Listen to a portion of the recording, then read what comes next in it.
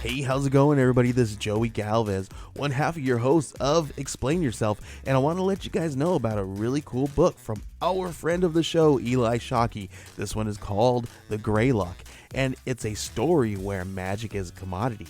Potions are sold at corner stores. Orcs and dwarves earn a living in cubicles, not on the battlefields. But there are those who resist the house's magic's laws. Branded a criminal and forced to live as a wand for hire, there is a spell slinger they call the Greylock. Check this one out. You guys can pre-order issue 3 right now with code JAN241939, and make sure you guys are heading over to your favorite LCS and letting them know that you want Greylock number 3, and maybe pick up the first 2 issues. You could do that at the Scout web store. So make sure you guys are grabbing the Greylock number 3, JAN241939 at previewsworld.com.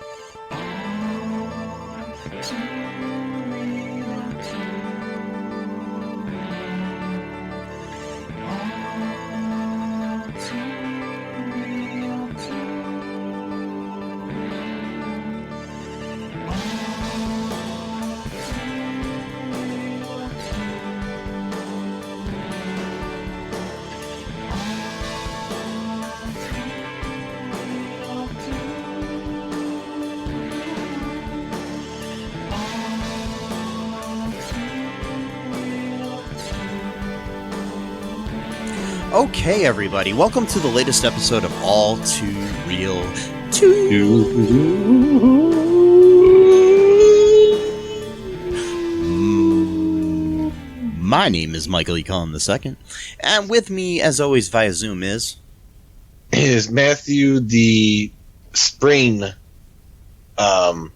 Warrior, because I'm making my own Winter Soldier mock-off, so I don't want to get in trouble by Disney. Oh, so you're the Spring Warrior? It's Spring Warrior. It's and it's not Captain America. It's Major Columbus and the Spring Warrior. Major Columbus and the Spring Warrior. Yes. Sounds like a good band. Yeah. Come on down and see Major Columbus and the Spring Warrior at the Ohio State Fair. Wait, what? yeah. Right next to the deep fried beer stand or something like that. Or, turn left at the funnel cake stand, and you'll find Major Columbus and the Spring Warrior. The first 10 people get a free deep fried, like something weird, like a deep fried, I can't think of a name, deep fried sea urchin or something, I don't know. Yes, that's deep fried sea urchin. That's another band name. And then follow them, deep fried sea urchin plays. Yes. If you get to the pig barn, you've gone too far. But wait. And the third and final act, the Space Needle. Space Needle, Seattle Space Needle. Yeah. A grunge cover band, but only does country music, as you say, or country style. The Space Needle. Yep. Yep. That's right. All in all is all we all are.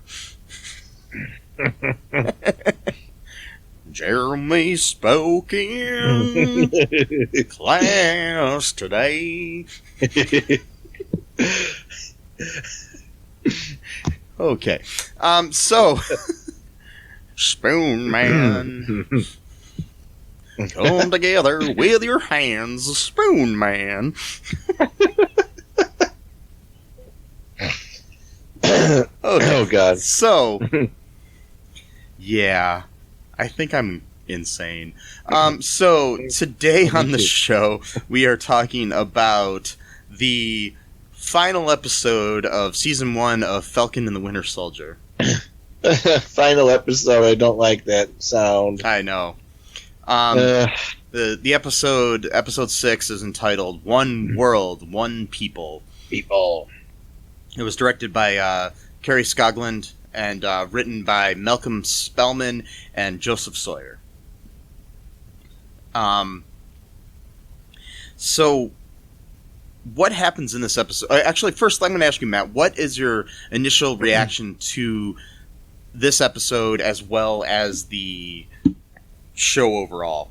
With this episode, I was kind of initially somewhat let down from it, but then again, I give most shows a pass when it comes to finales because, a finale is really hard to write because you're literally ending a show. I mean, so it's like, to wrap everything up in a way that satisfies is no one really, has done it, as far as I know, in any show I've watched, has not really been able to really capture that moment, which demonstrates how really impossible it really is. So it's not like it ruined it for me. It's just like I was kind of like, it was okay. I tried to watch it for a second time, and I only got 20 minutes in. But the second time, I was like, okay, because like after I watched it for the first time, and it kind of was somewhat disappointed.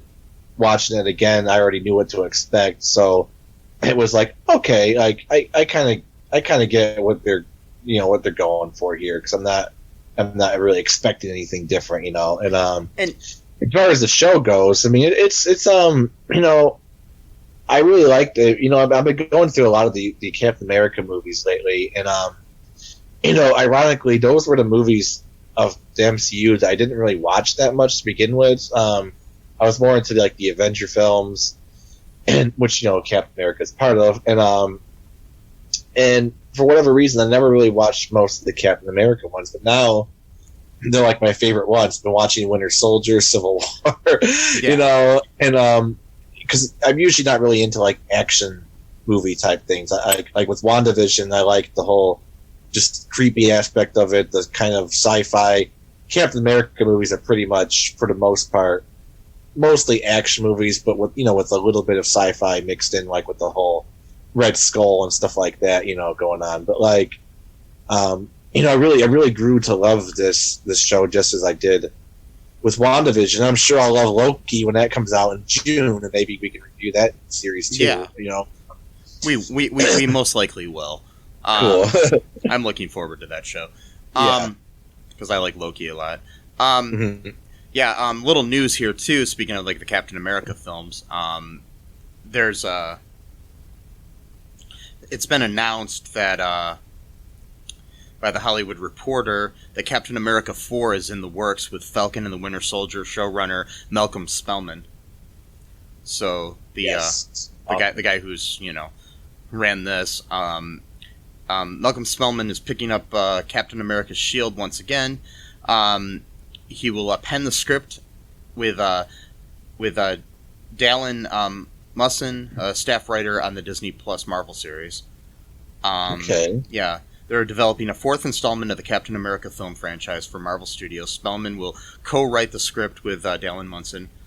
No casting of the project are officially known, but Friday's episode offers plenty of roads for the feature to take up.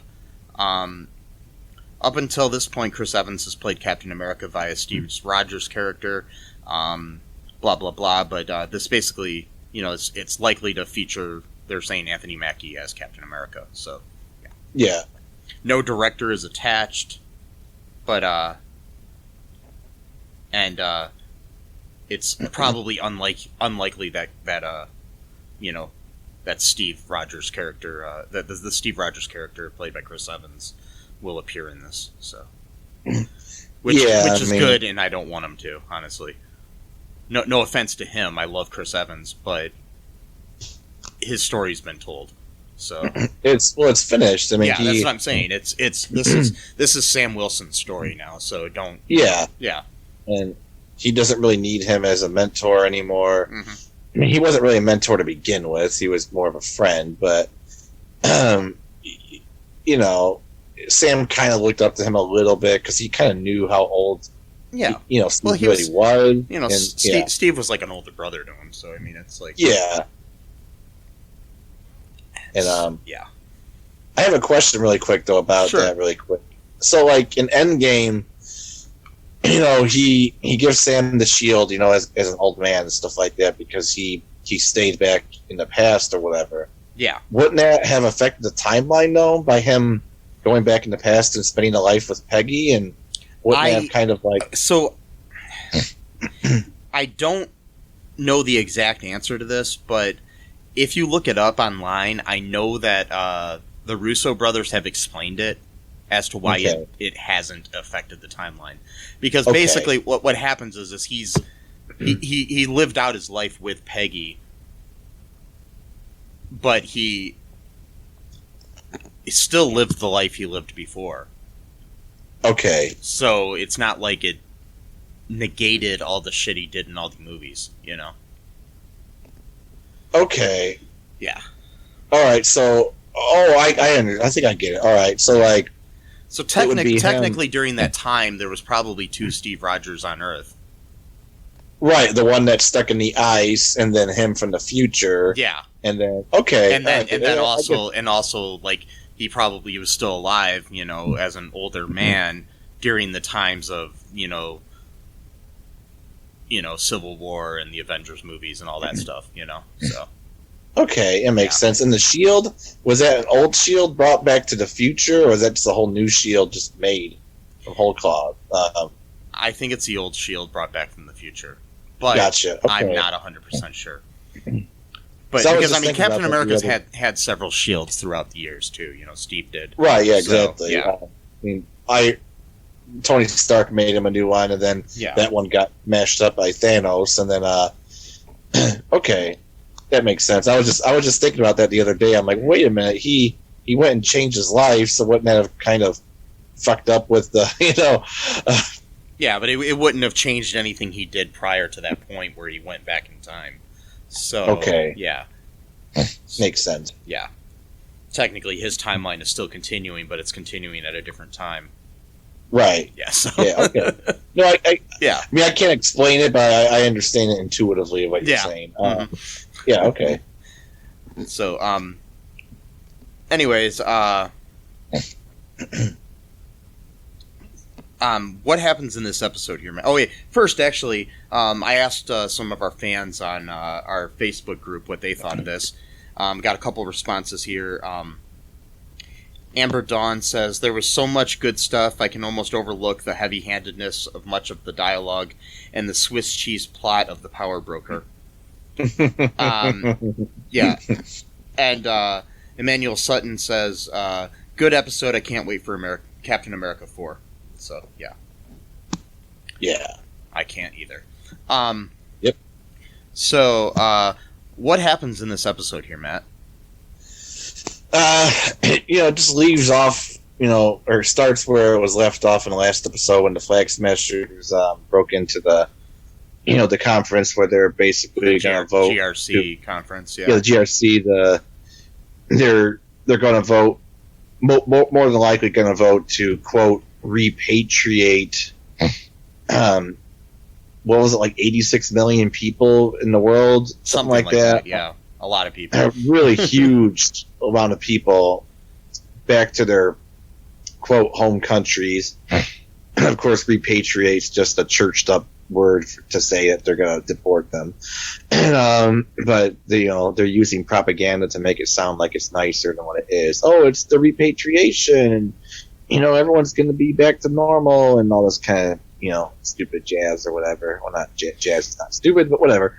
And the Flag Smashers break in. Because they kind of had a Hail Hydra moment where they said "One world, one people." One of the people that were in the building, security guard or something like that. Yeah. An inside man, and they put the whole place in lockdown. They got, the police, SWAT teams, their guns drawn, trying to figure out, how they're going to handle the situation. Carly's got some hostages. They're planning all kinds of diversions. Pretty much, they're pretty much trying to draw in, as much media attention as possible in order to get their message out. And then we see Falcon flying around pretty soon, and then he bursts through the window of the building, and lo and behold, we see him wearing his cool Captain America outfit with wings. Yes. Still attached. So the Torres thing was kind of a mislead. But, well, no, it's not, because in the comics he has wings as Captain America, and then Torres becomes Falcon. Oh, I got you. Okay. Yeah. Okay. So yeah, he still has his Falcon wings, or no, new wings, and which were from the Wakandans. Yeah. Yeah, the whole suit's vibranium basically, and he's got his shield, and he's like, "Yeah, this is awesome." And then they ask him something like, "Who are you? Aren't you Falcon?" He says, "No, I'm Captain America." So he identifies himself as Captain America. And then somebody's like, "I thought he was on the moon." Yeah, because they kept talking the whole conspiracy theory about Captain America being on, which again could actually be true. We don't know, because we know Fury's somewhere in space. So old Captain America could be up there. Who knows what happened after he gave Sam the shield? It's very possible. So and they kind of get into because he's he was in the military and stuff for a while, so he kind of knows these tactics, and he's like no, they're trying to do this, you need to go this way or whatever, they're planning a diversion, or I'm not sure what he says, but he knew what tactics they were using to try to cause as much confusion as possible. And that French dude came to fight. I forgot, was it Botrack? What was his name? Botrack or Butt Crack? No. Bart. Yeah, Batrock. Batrock, that's what it was. I'm just going to call him Butt Crack. I don't know. Yeah, call him Butt Crack, though. No. He gets into a fight with him, and it's the thing I love about the show. Okay, I mean, it's frustrating, but I also love it. Is that Sam and Bucky get their asses kicked quite a lot by their enemies. Yeah, they're not these super strong people that are always winning fights. And because old comic books used to be so black and white. The good guys were stronger, and the bad guys, they always won. Things have gotten a lot more nuanced since that time. The good guys lose sometimes the bad guys are stronger. I mean, when Thanos initially won, destroyed half of all creation on every planet, so that was a victory for him. Yeah. And so Batrock, whatever his name is, that's a good band name right there, Batrock. Right up there with Ratnip. They could probably play, shows together in there. Anyway, oh wow. Yeah. Yeah. I'm sorry. Batrock. It's a band that only plays the Batman theme songs. Yeah, just different versions of it. Or we're gonna play the reggae ska version. No, not the ska version. No. I hate the ska version, Dad. No. And yes, the guy has a son, and he takes his son during his visitation rites. He takes him to the bar where he plays his gigs. It's this is supposed to be your weekend with me. I don't want to see your stupid Batrock band play tonight. I'm hungry. As a teenager, he's being all. It's they got food here. I don't like bar food. I don't like peanuts. I'm allergic to peanuts. You know this if you spent enough time with me when I was growing up. And then the dad's in the microphone, I'm sorry. I'm trying to make up for it now. Totally forgetting that there's playing a gig right now. Steve's a better dad to me than you are. He's don't you talk to me about Steve. That's one of the rules. We don't talk about Steve. And then like the club manager is like, okay, time's up for Bet Rock. Oh shit, they didn't play a song. And then like he leaves with the son, and like they have like this heart-to-heart moment outside the club, and they're like, I'm sorry I wasn't there for you during the first 6 years of your life. I'm gonna try to be a better dad to you now. What do you say? Want to get some pizza or whatever? I don't know. And then they're like, I guess. And then like they go to the pizza shop or whatever. And then, like, they see, like, this, like, other father and son group or whatever.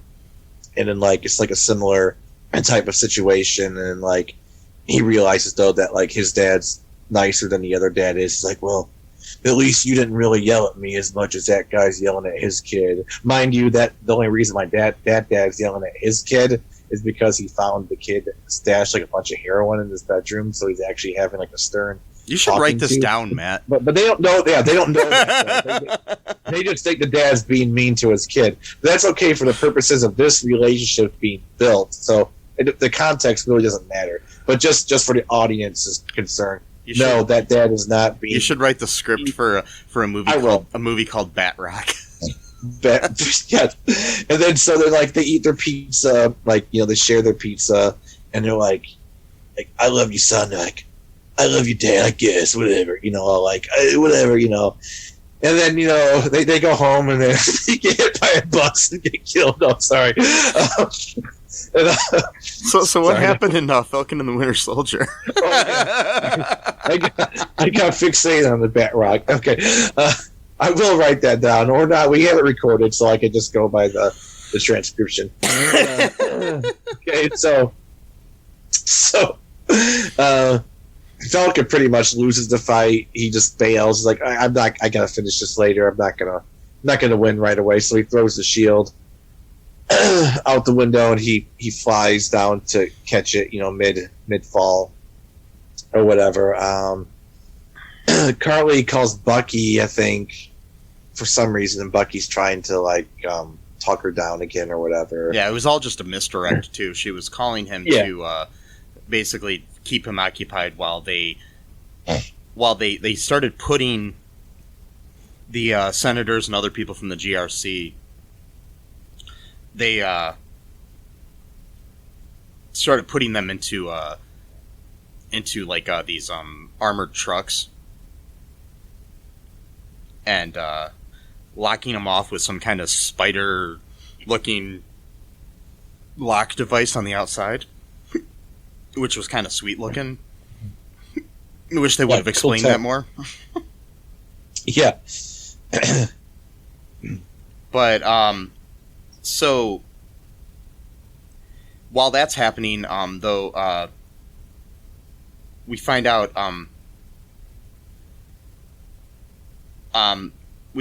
that, Bucky called backup. Later on, we find that out. Mm-hmm. And Sharon Carter shows up. She's got a mask on with this that mask tech that was similar to what Black Widow used in was it Civil War? I don't remember actually. Yeah, it was where she dressed up like a senator or something in that. Yeah, she it's been used previously. It was also used a lot on Agents of S.H.I.E.L.D. Which everybody should watch. It was such a good show. Yeah. Oh my god. Yeah. I just hate the people that hate that show. Yeah. I hate the haters. Yep, haters, yep. Yep. So,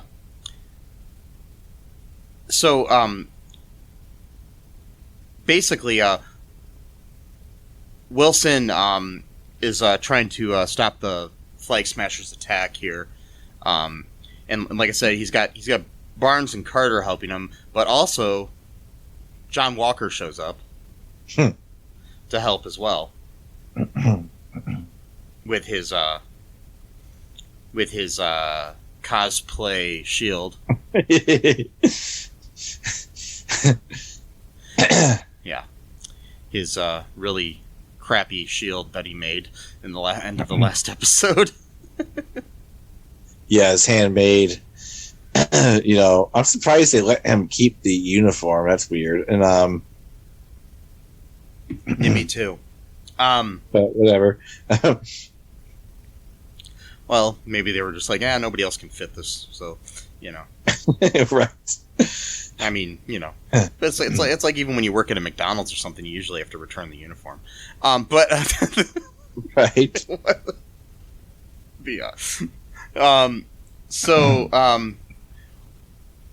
We find out.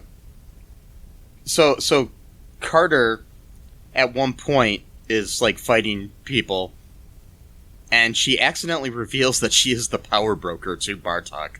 I mean Batrock, not Bartok. Bartok is the character from Anastasia. That was that little. Wow. Yeah. the little what was he, like a bat or something? Yeah, I think so. Yeah, Bartok the Bat, and he was voiced by Hank Azaria.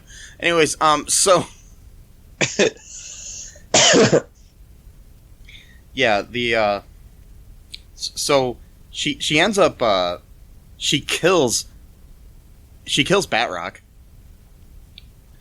while Wilson is attempting to reason with Morgenthau, who's there as well, and we have this big confrontation where Morgenthau is killed by Carter as well, because she knows that Carter is the power broker, which was a misdirect that I didn't see coming at all. Did you ever see that coming, Matt?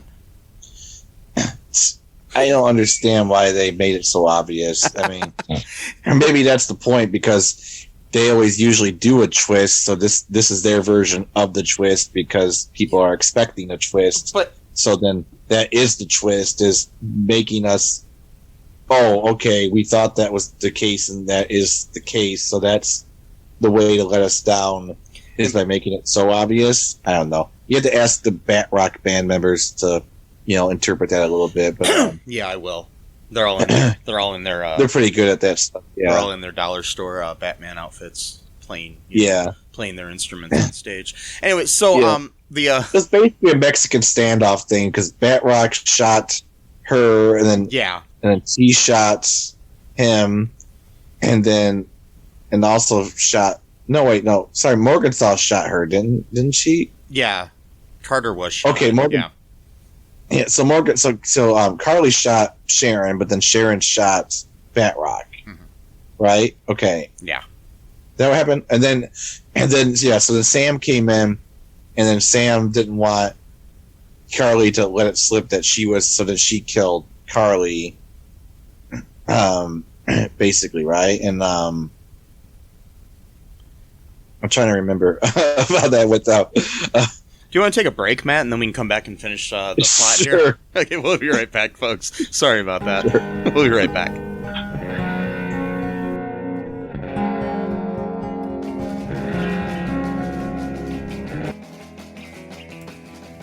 What is Gen X? What is the silent generation? What do generations have in common? Hi, I'm Trish the Dish from the Gen X Voice podcast, and I invite you to listen to conversations I have with folks from different generations, backgrounds, beliefs, and experiences in an attempt to see what connects rather than divides us. Even though Gen X has been called slackers, Karens, or not mentioned at all in some cases, we are the bridge generation, so I feel compelled to do my part to destroy ageism by bringing all these voices together. And, as a bonus, each guest gets to answer some 80s questions at the end of each show. So download and listen to Gen X Voice today on Apple, Spotify, Amazon, or wherever you listen to podcasts. And let's see how much we have in common after all. Hi, this is Catherine, host of a new fashion podcast, The Real Fashion School Dropout. Join me as I interview guests every week in the fashion and beauty space, and we gossip on all things fashion and beauty, and even get into some personal stories of their journey in the industry.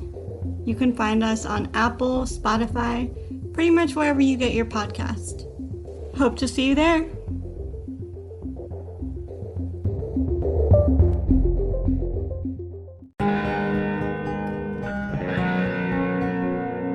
All right, Matt. Marky got with Sharon. Sharon got Charisse. She was sharing Sharon's outlook on the topic of disease. Mikey had a facial scar, and Bobby was a racist. They were all in love with dying. They were doing it in Texas. I don't mind the sun sometimes. The images it shows. I can taste you on my lips and smell you in my clothes. Cinnamon and sugary and softly spoken lies. You never know just how you look through other people's eyes. You know? Nice. I like that. Every time we said Sharon, that popped in my head. What is that from? What is that? That is the song Pepper by the Butthole Surfers. Good band. Good. That guy's hilarious too, right? So like, Yeah. the dude from Butthole Surfers, the main guy. Yeah. There was some documentary about I don't know what musician it was, but they were interviewing him when he's in the middle of a dentist appointment, and it's just like that's like such a power move right there. Like, yeah, you can go and interview me. You gotta do it at my dentist appointment though. And he's sitting there talking in between. The dentist is like trying to get inside of his mouth every between breaks of him talking about, I don't know, Rocky Erickson or I'm not sure who he was talking about. Yeah. But That's funny. yeah. So anyways, back to the plot of Falcon and the Winter Soldier, one world, one people.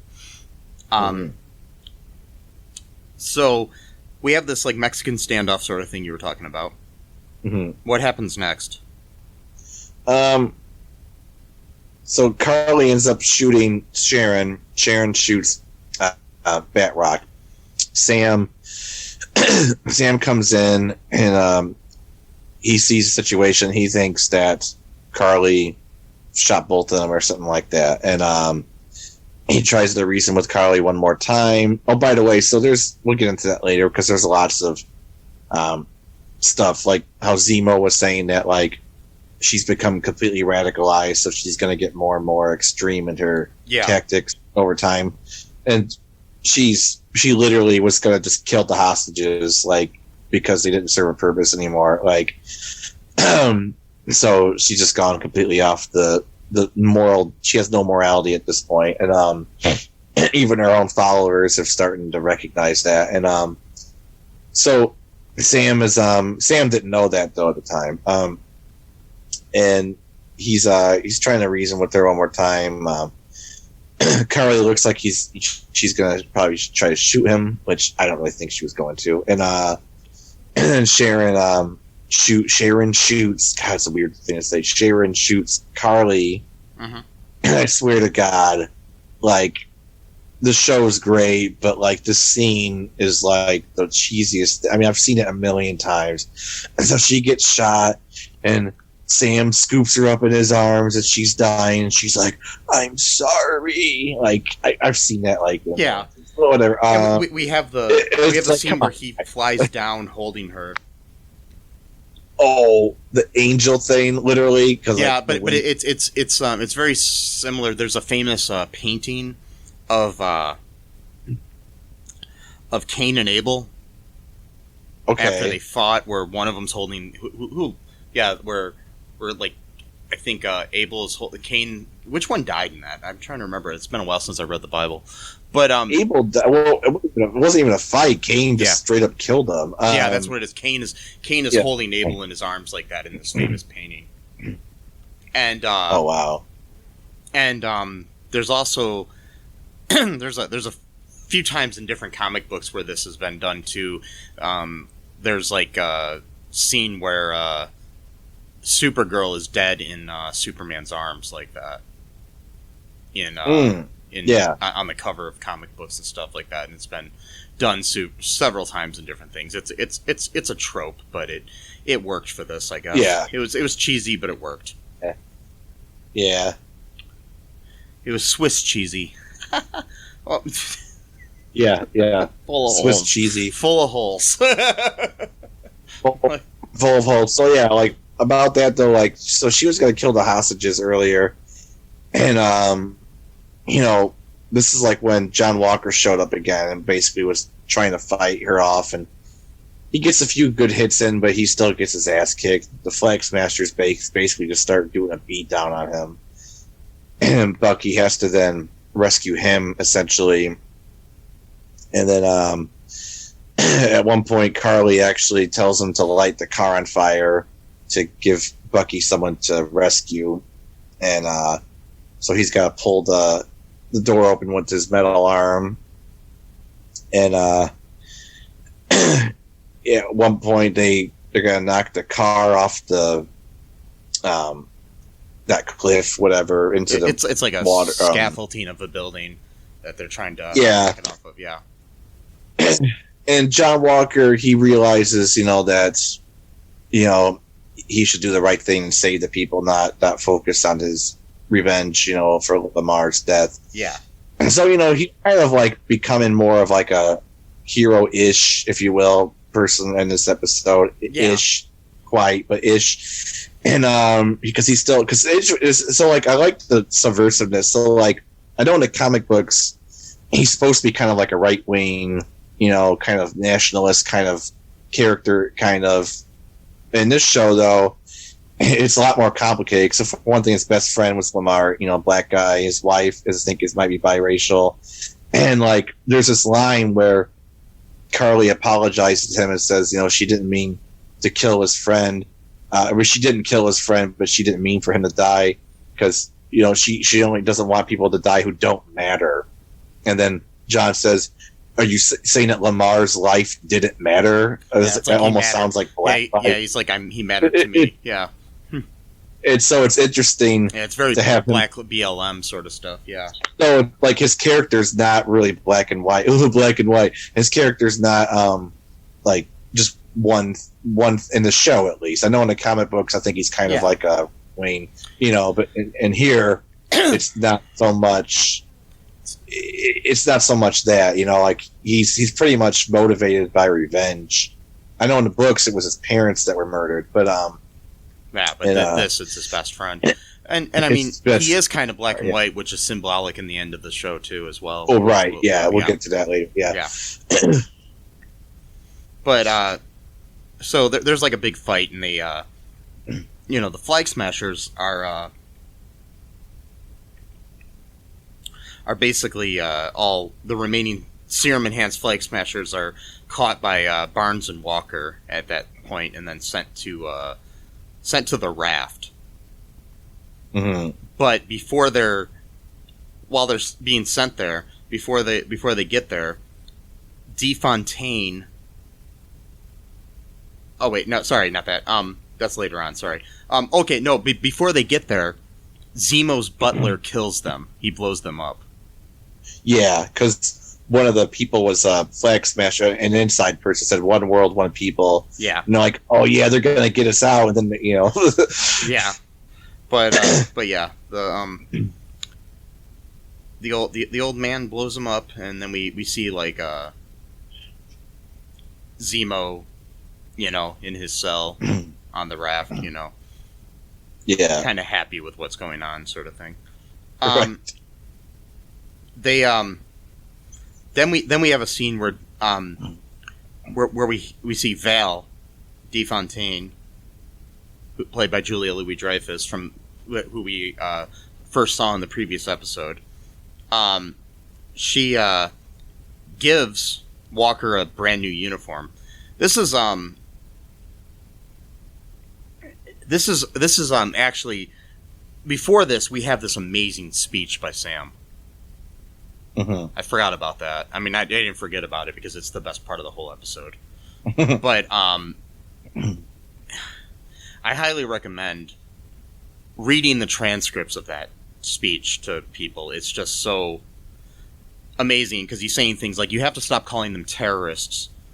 Mm-hmm. Your peacekeeping troops carrying weapons are forcing millions of people into settlements around the world, right? What do you think those people are going to call you? These labels, terrorist, refugee, thug, they're often used to get around the question of why. So, that's the thing is we get this problem where we label people, and the best part of it is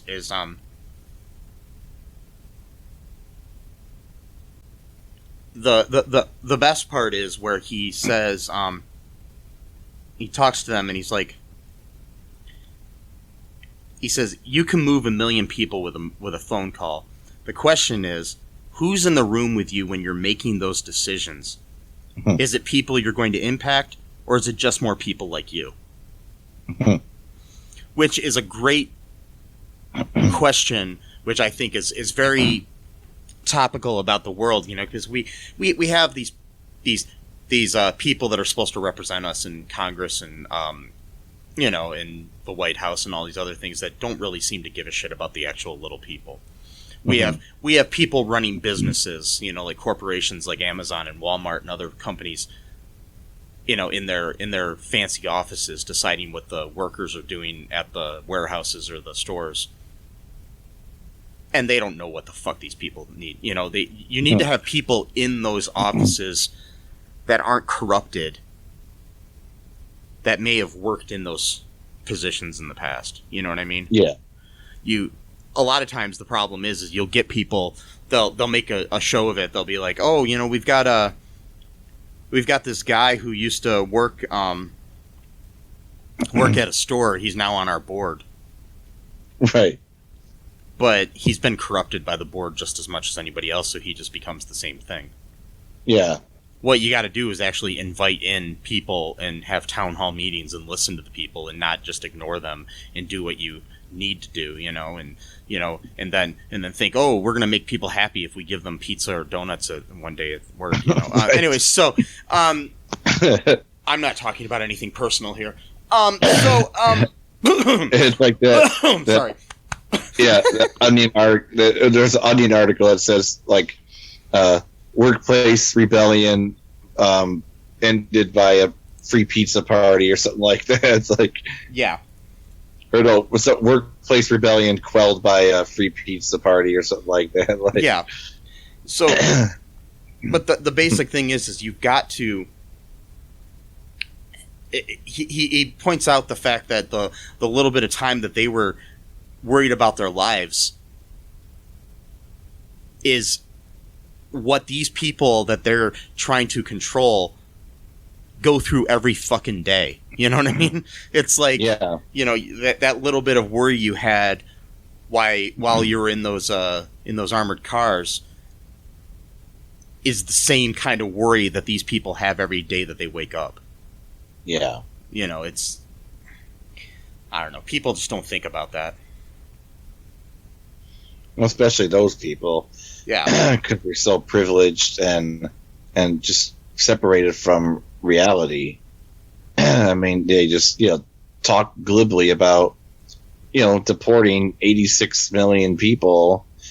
And they're like, it's more complex than that. And it's like, that's the other thing I don't like. So, like, we've gone through weird phases in our culture. And one of those phases for a long time was, everything's black and white and stuff like that. And now, and there's no nuance. But now, and I've picked up on this. I don't know if I'm explaining it well, but probably not. But, like, I've noticed that, like, there's people now that will use nuance and complexity in order to deflect from talking about things. Oh, I know what you're talking about. So they'll say, exactly. Like, the situation's complex or there's nuance, but it's really their way of being black and white by saying they want to be nuanced. So they're just taking a different tactic. It's like I've experienced this in like workplaces that I've been in where people have an issue and the people won't say anything about it because they're like, oh, it's too complicated. Nothing will ever change. Nobody's going to listen to me. Right. But the thing is if nobody speaks up, nothing will change. And exactly. But that's exactly how they want you to be. They want you to think everything's so complicated that nothing's going to change. So you'll be afraid to speak up about anything. whether it be in a country or a organization or your workplace or whatever it is, the people in charge just want you to think that everything is so complicated, right, and nuanced that it's not that and convoluted and everything that you're not going to speak up. You're just going to realize, well, that's the way it has always been, so it's going to continue being that way. Right, because like one of the things the guy said to Sam was, "Oh well, what are we gonna do about the people who came back and other people are living in their homes now? What do we do with them?" Like basically he's taking this like either or approach. Like we can only help the people who came back, or we can only help the people that we're going to deport. We can't help both at the same time. It's that whole scarcity mindset and bullshit. There's not enough to go around. It's like the thing where people are like, where people will be like, well, we should help out the veterans before we ever help out any refugees. You could do. You can do both. Exactly. You don't need to. You ever heard that whole idea? Like, you don't have to put everything, all of your eggs in one basket. Mm-hmm. Like, you could donate to an animal charity at the same time as donating to the Wounded Warrior Project. Yeah. It just means that you might have to put a little less money into each project instead of going all in on one, but that's okay. I mean, I support the Wounded Warrior Project. I mean, I'm not really big on the whole military industrial complex, but at the same time, I don't like the idea of soldiers coming back with PTSD and injuries and just like being left, out in the streets or anything like that. So, yeah, but make sure you look into any of these charities, anybody that you're donating to, find out the history of them before you donate, because unfortunately, the same corruption that exists within within government also it exists within charities. So yes, it does. Sometimes even more so. So go to there's different websites online you can check out before you donate to charities, because I know some Wounded Warrior type projects, like maybe the Wounded Warrior Project, don't really help Wounded Warriors as much as they're supposed to. So okay. I'm not saying that to you specifically, Matt, but I know what you mean. But the idea that helping out Wounded Warriors, you can help them out, or you can help out animals. You can do both, Right. Yeah. And I understand that, and I'm just saying that you might want to, whether it's an animal charity, whether it's a cancer charity, or whether it's whatever it is, look into it before you donate too, because there's corruption everywhere. Sadly, because sometimes, like, you'll donate to a charity and most of your money just goes to pay the president of that charity. Right. And then you're like, okay, what's, how are they curing that disease or helping those animals, or how are they, whatever. It's like they're not really doing anything. They're just, most and a lot of times the money goes into promotion of the charity. Right, so it's self-serving. Yeah. We need to do more commercials for this to pay for more commercials for this to pay for more commercials for this to more commercials for this. Like, okay.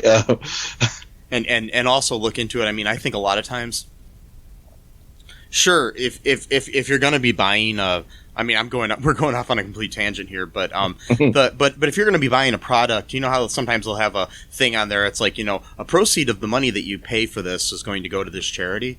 Sometimes it's better, if you weren't going to buy that product before, don't necessarily just buy that product because they're going to be donating to a charity.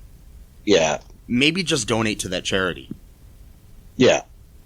If you were already going to buy that box of crackers or whatever, go ahead and buy it, but don't make your decision, because that's not really, because usually it'll say a percentage of this is going to it. And so it's going to be like, you pay $4 for that box of crackers, and, 40 cents might go to the charity at the most, so it's not like you're really, but if you actually took $4 and donated it to that charity, you're going to do more work, more help. So, yeah, it makes sense. Yeah.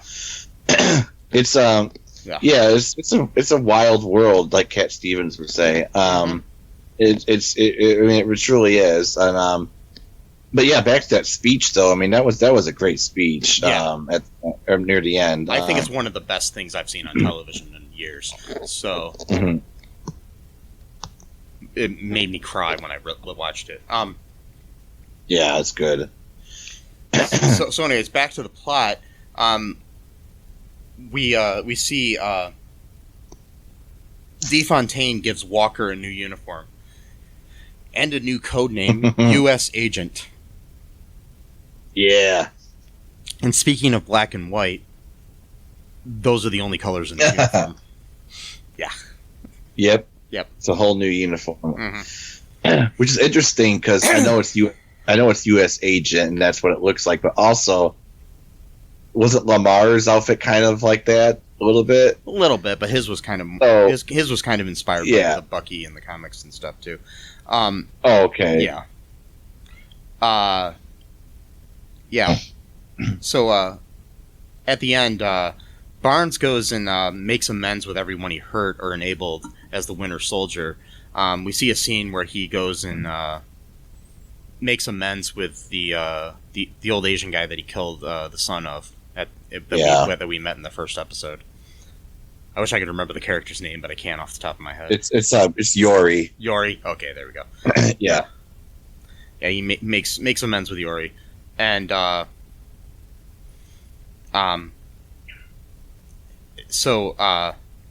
then we see.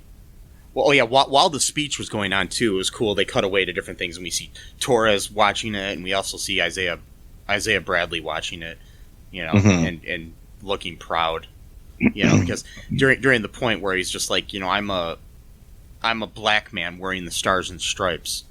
I'm not blonde haired, blue eyed. Don't you think I think about this? Every time I pick up that shield, So right, yeah. So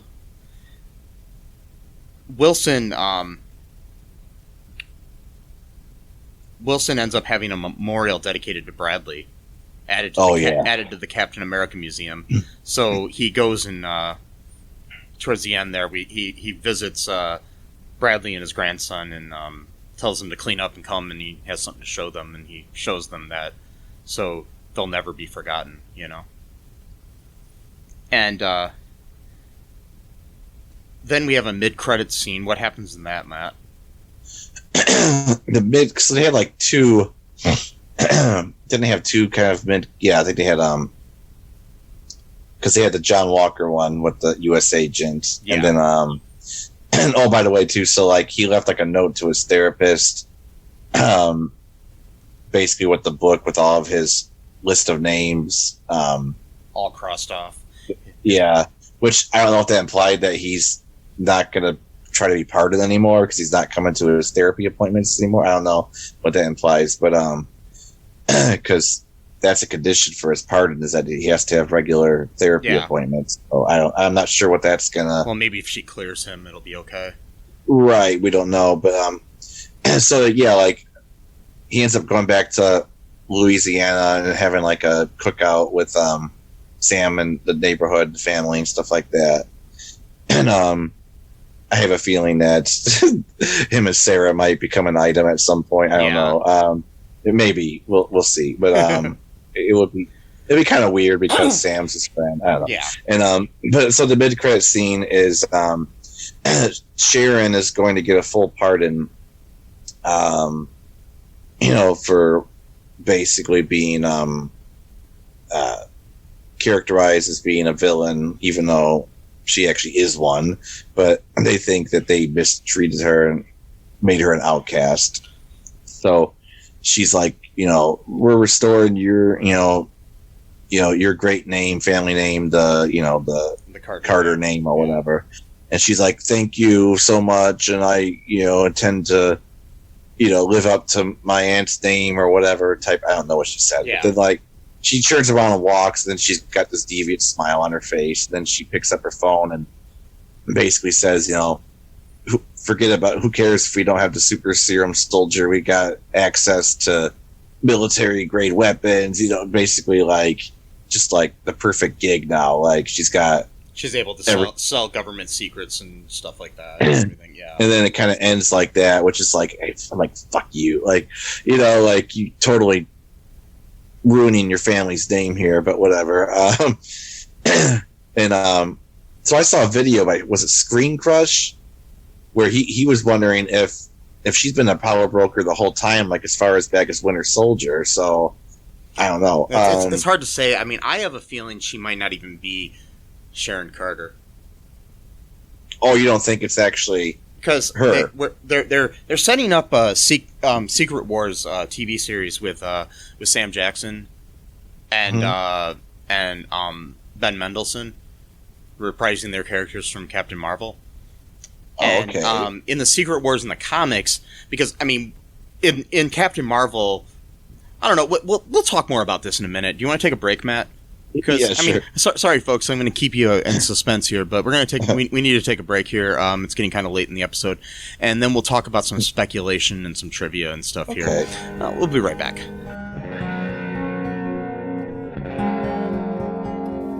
It's the ninja from the Ask the Angry Ninja Show saying, come listen to the show. We got the ninja wife to give you your movie reviews. We got the conscript to give you the ninja news. And we got the battle to talk about your sports. And as always, it is the Ask the Angry Ninja Show. So ask me a question. We'll give you the ninja knowledge you need for your ninja life. Search for us anywhere you get your podcast from. Just search for the Ask the Angry Ninja Show and enjoy the show. And we are back. Hope you enjoyed those ads. Anyways, as we were talking before, okay, so Sharon. This is a little speculation we can do before I read some trivia here. The Secret Wars are coming up. And in the comics, the Secret Wars was about how a lot of people in the MCU over the years were actually Skrulls in disguise. In Captain Marvel, Skrulls ended up being good guys and not the bad guys, and the Kree ended up being the bad guys and not the good guys. Mm-hmm. But it doesn't mean that all the Skrull are good guys. So my theory is that maybe she's a Skrull in disguise. Okay. Or she's being manipulated by somebody else. And is brainwashed, or she's just a bitch, so who knows, Right. Yeah. Well, because that one episode on WandaVision, it turned out that there was a Skrull that was saying, to Monica Rambeau, someone wants to talk to you or whatever, and it turned out that person was a Skrull. Yeah. And I know in Captain Marvel, the main Skrull, I forgot his character's name. The one that was the one that Ben Mendelsohn played. I can't remember his character's name either. Yeah, I can't remember. He basically said that, like, he's done terrible things during this war with the Kree as well. So it's like, I could depict, maybe not all the Skrull are just innocent victims, stuff like that kind of. So it could be. I mean, it could be different factions. Like the Kree had different factions too. Yeah, and it's hard to imagine that a whole race of people are all good. You know what I mean? Right. I'm saying, like just even looking at our real planet, not all, there isn't one race of people that are all good people. Right. So, yeah. Contrary to what white supremacists want to think. Anyways, so, right. Right. Yep. So, Tucker Carlson. Yeah. So, anyways, any other speculation for what's happening in the future of the MCU with some of these characters? Well, I don't know. Like, is this show going directly in to Captain America 4, or are they going to have another season of this show as well? That's still up in the air. And if they do have another season of the show, it'd technically be a new show because it would have to be called Captain America and the Winter Soldier. Right. Well, that's right. That's what it says at the very end too. Yeah. It the name. Yeah. Yeah, Captain America, and okay. So I don't know. Like I hope I hope Bucky would still be involved somehow. Oh, I'm sure he'll be in some other things. I mean, it's like my biggest disappointment of the whole thing is Carly. I don't like the fact that, I don't like the fact that she died. I figured it was going to happen. I didn't like it either. I knew it was going to happen, but I don't think that. I think due to COVID restrictions on some things because they abandoned a whole storyline about a pandemic that was actually written into the story before the pandemic happened. So that had a lot to do with, there was more scenes with Mama Danya and all these different things that we didn't get to see that they actually filmed. So because that was what she died of in the actual original script, but then they changed it to tuberculosis. Oh, I see. Okay. Yeah, so there's a lot I think they could have done more to help us. I mean, we did sympathize with them, but help us understand more about what the Flag Smashers mission was, you know? I mean, we knew the mission, but you know what I mean, more to like give more background on some of the characters. And you know, and I mean, I did think it was interesting too, like within that speech too, where it's like they've got to realize that this teenage girl almost destroyed them. And if they don't start listening to people, there's going to be a 2.0, and it's going to be worse, you know? So yeah, more organized, probably more violent. Yeah. You know. So, anyways, that's all I had on speculation. Do you want me to read some trivia here, Matt? Yeah, sure. Okay, so this is from the Internet Movie Database. When Bucky tells Carly all he's ever tried to do was fight for something bigger than himself and failed twice, he is referring to World War II and Captain America the First Avenger, and fighting to save Earth in Avengers Infinity War. I figured that's what he meant. Yeah, okay. When Sharon Carter shows up at the GRC Siege, she is wearing an electronic face mask. This kind of mask was used by Black Widow and Captain America the Winter Soldier. But they became a major story arc in the Agents of S.H.I.E.L.D. television series, which everybody should watch. Anyway, so the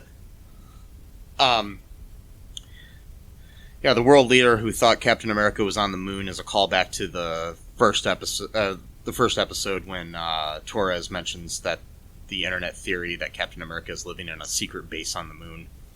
The final scene with John Walker, who has received his U.S. agent costume, has the final line, "I'm back." That mirrors the cover of Captain America Volume 1, number 354, which features Walker in his costume debut as U.S. agent saying the line in costume while punching the comic's title as Captain America in the traditional masthead picture in the left-hand corner flinches.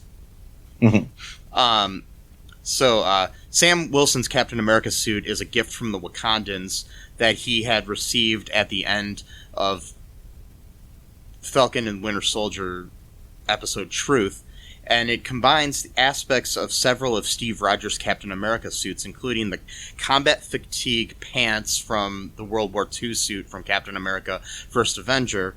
The bright stripes are like Steve's suit in the Avengers, and the stars and striped in the center are modeled after the blue and white suit Steve wore in Captain America the Winter Soldier. The suit is modeled very closely after Sam's Captain America suit from the comics. Sam's new wings can deflect a helicopter, which means that Shuri must have made him a suit of vibranium. Yeah, the thing is, too, like, on his front where the star is, the logo, like, instead of straight lines coming to the star, they go down like feathers. Oh, cool. Like wings, I mean. Yeah, so that's pretty cool. In the scene where John Walker decides to help people instead of going for revenge, his theme switches from a minor key to a major key to give it a more heroic sound. This symbolizes Walker embracing his more heroic role. Yeah. So Sam's new suit is also apparently capable of supersonic flight, He was able to fly from the coast of Louisiana to New York City before the GRC hostage crisis had developed much further.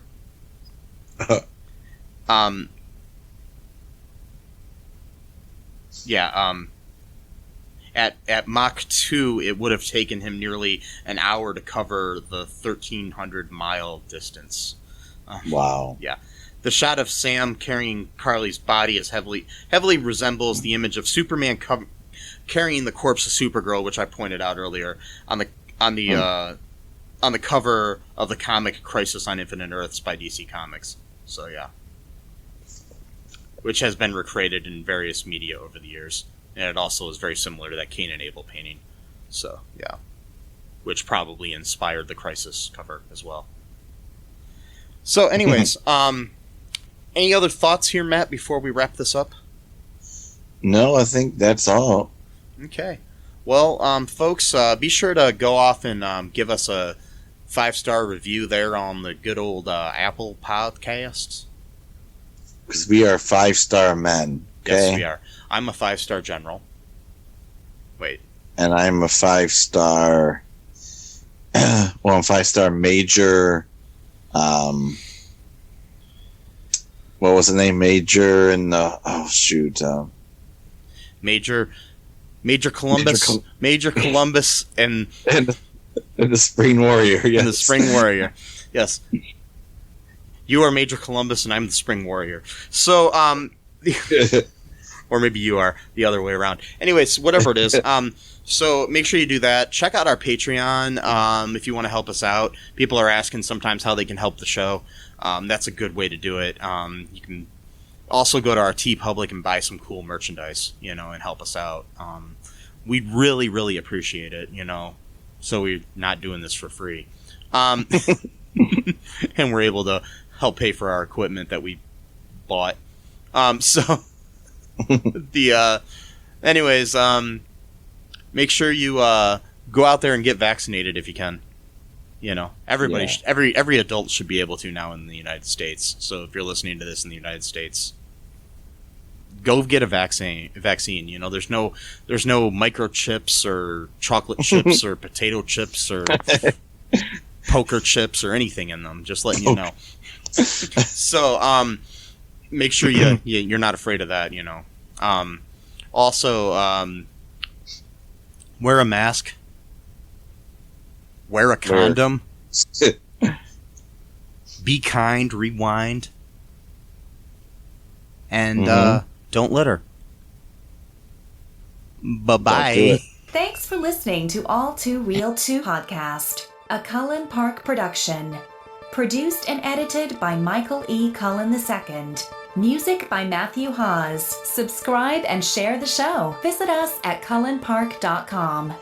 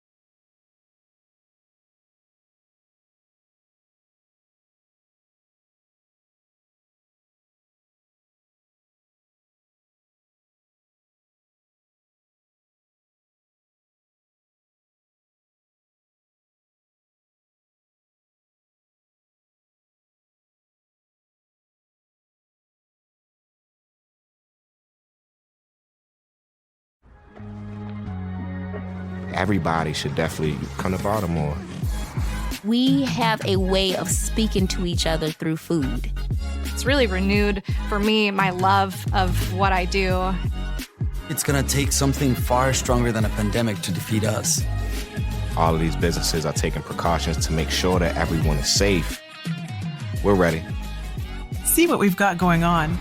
Plan your visit at baltimore.org.